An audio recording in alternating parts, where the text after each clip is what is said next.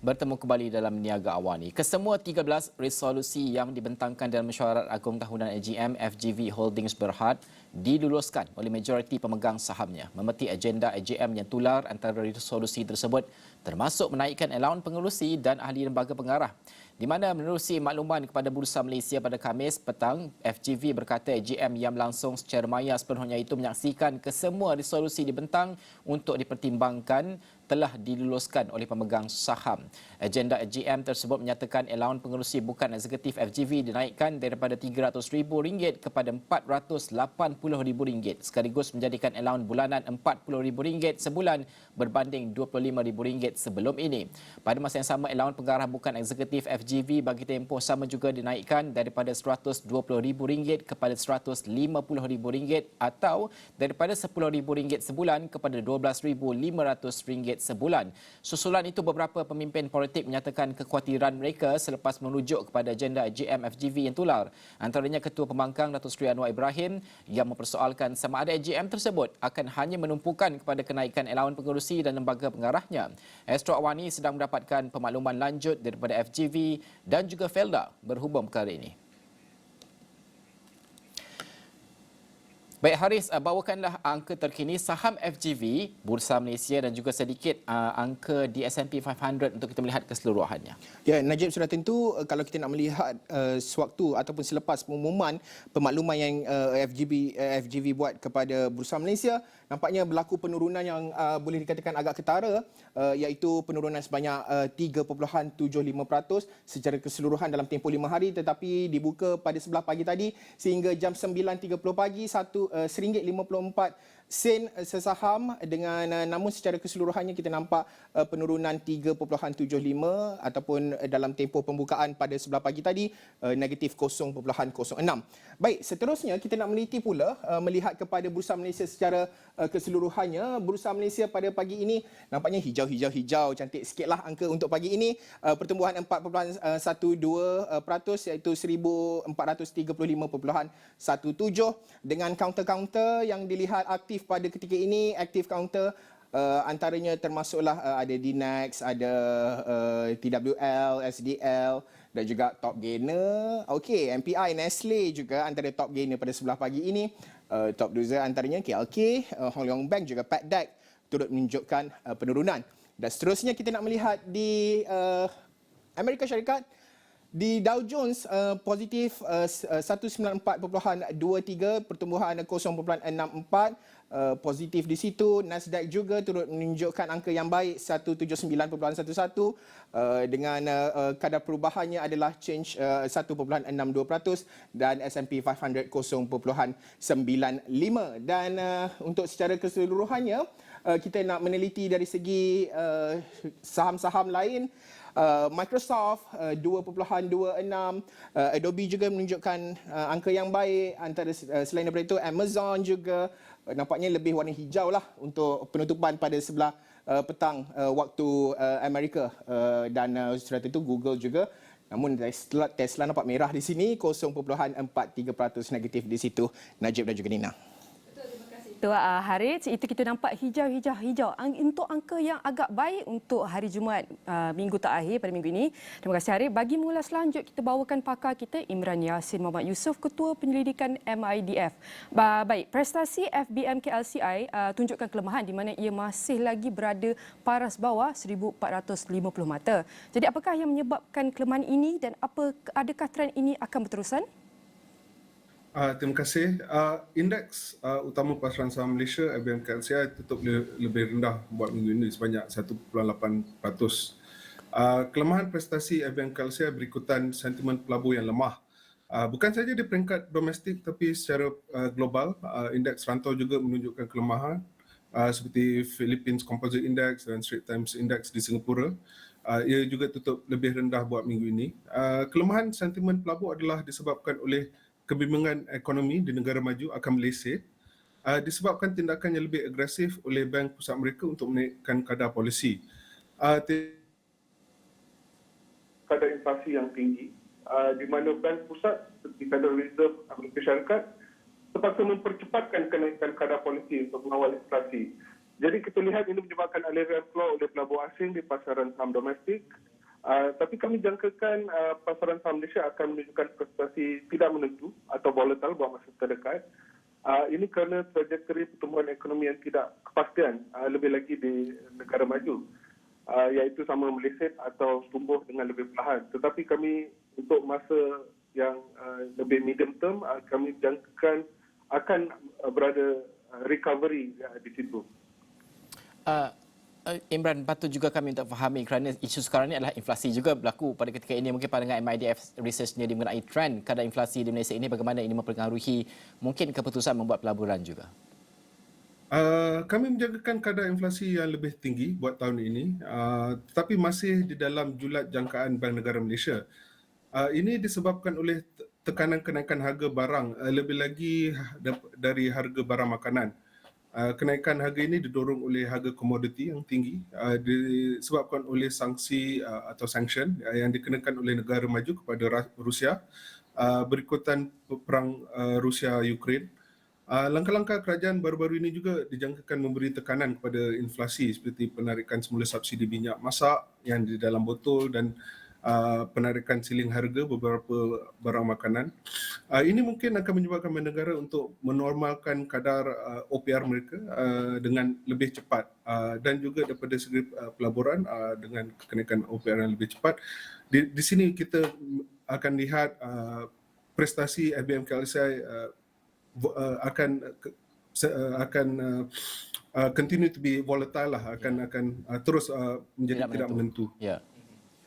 Mungkin Imran, apakah langkah-langkah yang boleh diambil oleh pelabur buat masa kini kalau kita nak meneliti di waktu pasaran saham yang tidak menentu, volatile seperti yang dinyatakan oleh Imran sendiri?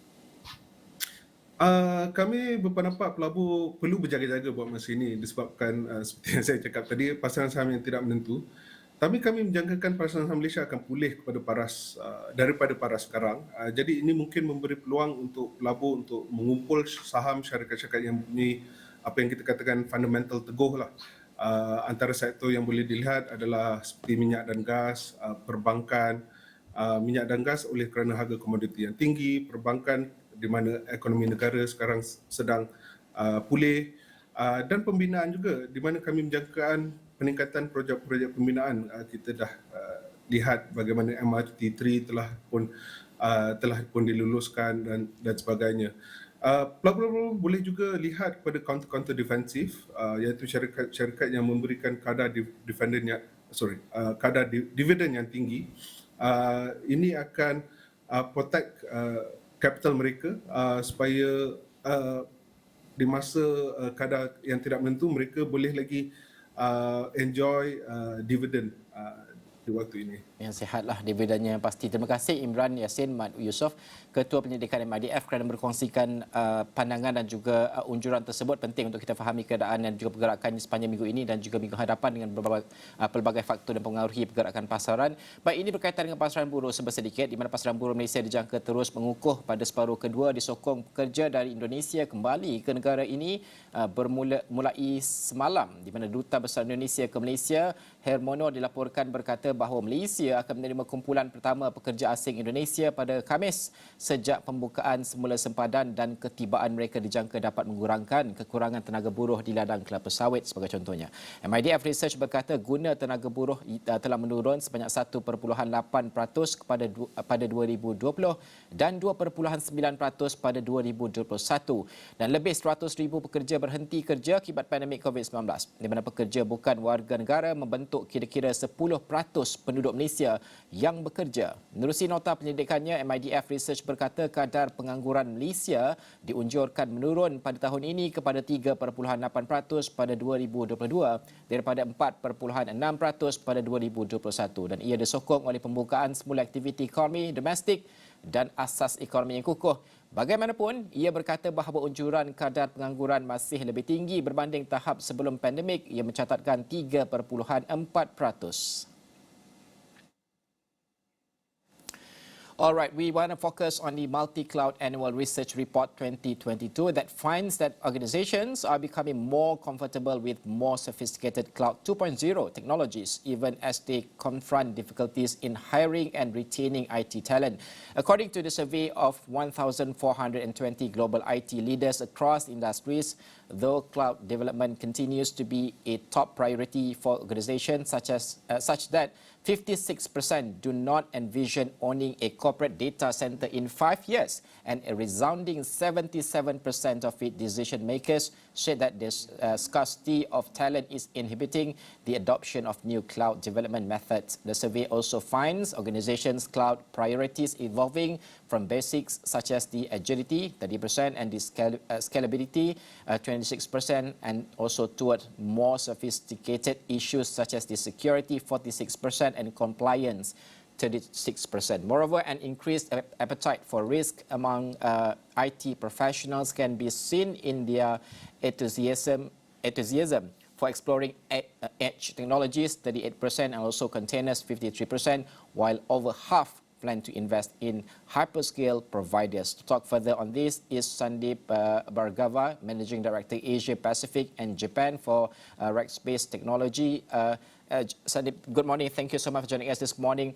What is the state of digital transformation in Malaysia, and how has the pandemic affected the adoption of cloud and also multi-cloud adoption? Thank you for having me. The state of digital transformation in Malaysia has really picked up pace over the last 2.5 years. But I would say there's a long distance to go, because only 46% of the companies have started their journey. However, versus 5 years ago, you could see that every single board and every single IT manager is thinking about how can they take advantage of the emerging technologies. So what's your observation on cloud adoption across the key industries?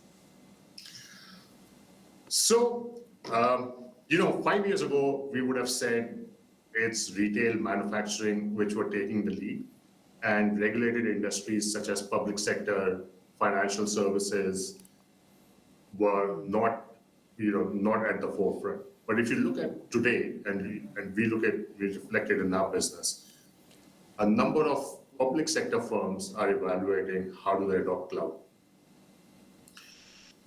The other thing that we observe also is the financial services. The new financial blueprint that Malaysian government has introduced, the way digital licenses have been granted to the new digital banks, the posture on cloud computing, security in those environments, use of these technologies have all factored into the evaluation criteria for the government, which tells you the Malaysian government is pretty advanced in its thinking and is pushing the use of advanced technologies. Yeah. Sandeep, because of when we see that tech talent actually is tech talent shortages is not just a tech issue. It has now a major business challenge. What are the challenges in terms of hiring and retaining technology talent in Malaysia?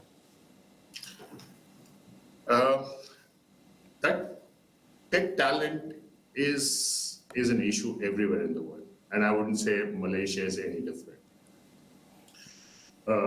What I would say is really, it's the whole ecosystem has to come together to solve the tech talent problem, because it's not anymore a technology problem. It is a business problem, because a lot of businesses are actually based on technology. And so unless they have tech workers, they would not be able to do their jobs properly. Like I said, it's a problem for the government to solve, the education institutes to solve, in the kind of graduates that they're bringing to the table. It's with the government on how do they help mid-level workers retool, retrain themselves.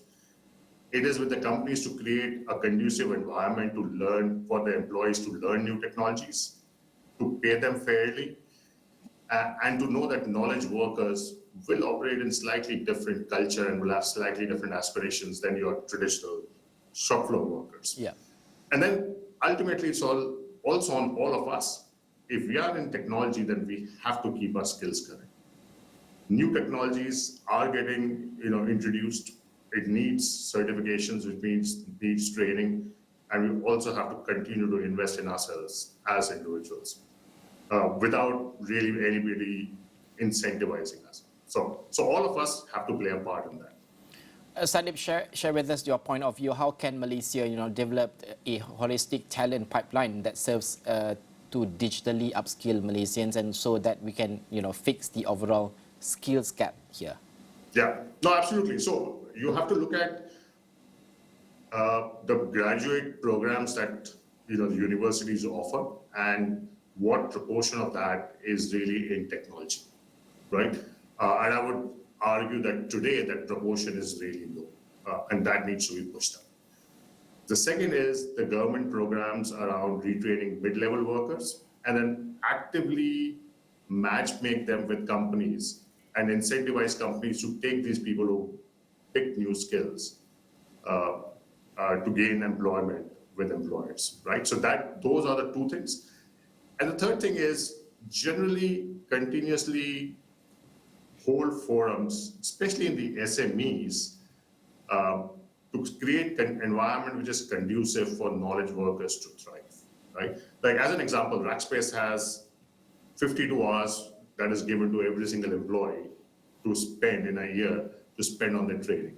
We have picked up third Thursday of every month where everybody is encouraged not to have meetings and really think about the challenges that face us or the opportunities that present to us, and how do we take advantage of that, whether through training, whether through collaboration, but no reviews, no numbers, just pure brainstorming.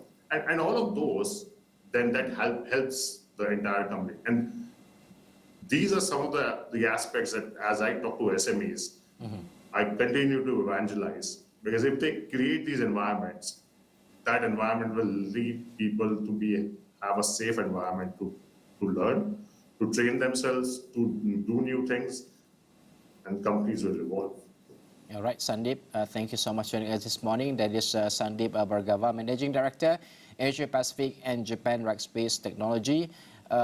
Itu antara yang kami bawakan pada pagi ini. Namun sebelum kita berpisah, sedikit saja kita melihat dalam tempoh berbaki 2 minit ini, Nina dan juga Haris, tumpuan kita sejak beberapa hari yang lepas adalah inflasi. Betul. Haris dan juga Nina masuk kerja dah komplain dah, pergi kedai beli barang mahal sikit dan sebagainya. Apa yang boleh kita jangkakan dalam pelaburan kita masa depan ini, terutamanya apabila PMI akan dikeluarkan pada hari ini? Haris mungkin. Ya, pertamanya Najib sudah tentu seperti yang Najib katakan, anda tidak boleh terlepas peluang kerana InsyaAllah dalam Buletin Awani jam 12 tengah hari nanti kami akan membawakan perkembangan terkini, angka terbaru, bagaimanakah situasinya, bagaimana kita perlu melaluinya dalam seperti Prof. Barjoya nyatakan tadi, banyak perkara yang perlu kita teliti, bukan sahaja ayam, dan juga semalam juga banyak cerita-cerita berkenaan dengan minyak masak, bagaimana peniaga-peniaga selepas ini, adakah stok minyak masak ni akan ada di pasar raya kerana akhirnya pilihan itu terletak kepada pengguna sendiri, dan pada ketika ini pengguna mempunyai pilihan yang lebih sebenarnya, iaitu untuk menggunakan minyak paket, sudah tentu kerana ianya bersubsidi. Dan pada masa sama kita nak meneliti juga pada minggu-minggu yang akan datang dari segi progres bagaimana isu yang dekat dengan rakyat ni lah, Najib. Nina juga, Nina gajian masak orangnya. Nina macam mana Nina? Nina sekarang beli minyak masak paket ke atau minyak masak botol lagi ke, macam mana Nina sendiri? Betul. Pada waktu sekarang saya masih pakai botol sebab ini pun akan dikuatkuasa selepas Julai, betul Julai. Jadi mungkin sebenarnya ramai-ramai tanya, seperti rakan-rakan saya yang di luar, saya tanya, okey, sebenarnya apa kesannya kepada kita dan apa akan jadi? Adakah akan lagi membebankan kita? Kerana ini sangat penting, kita perlu faham. Kerana ini akan memberi kesan kita terhadap jangka yang panjang. So inflasi tidak boleh diambil mudah. Kejelasan lah, makna kejelasan. Betul, kejelasan. Kesan itu harus disampaikan kepada orang ramai supaya mereka faham apa yang perlu mereka lakukan untuk brace for impact, orang katanya. Setakat ini kita masih lagi. Kalau kita melihat kepada angka-angka di luar negara itu 8.5 lah, ada yang sudah mencapai 2 digit lah angka inflasinya dan sebagainya. Kita ini trendnya meningkat. Tapi selepas menarik subsidi ini kita yakin kalau mengikut logik ekonominya akan meningkat inflasi tersebut. Betul. Namun untuk golongan B40 yang terpaling bawah ini, bagaimana bantuan bersekali ini akan dapat membantu mereka, dan persediaan mereka kalau sebelum ini RM200 cukup untuk 2 minggu, kali ini RM200 hanya untuk seminggu lauk. Jadi ini adalah permasalahan mereka yang harus kita berikan perhatian. Baik, itu antara kami akan rangkumkan di laman web kami astro.com. Sekian saja Niaga AWANI untuk pagi ini. Saya Najib Arif. Saya Nina Rozman. Saya Haris Ashraf Hasnan. Salam hormat.